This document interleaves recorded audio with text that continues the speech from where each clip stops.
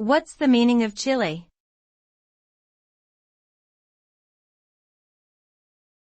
Chilly.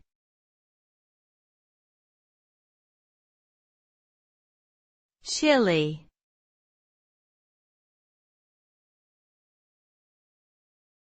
Chilly.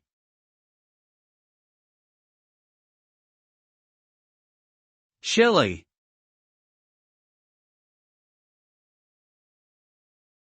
The word chilly refers to a cold or cool temperature.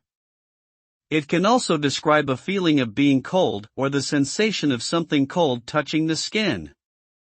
Alternatively, it can be used to describe an unfriendly or unenthusiastic attitude or atmosphere.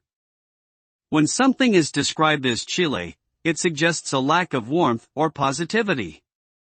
This word can be used to describe physical sensations, weather conditions, interpersonal relationships, or even moods or emotions. Overall, chilly evokes a sense of coldness and distance.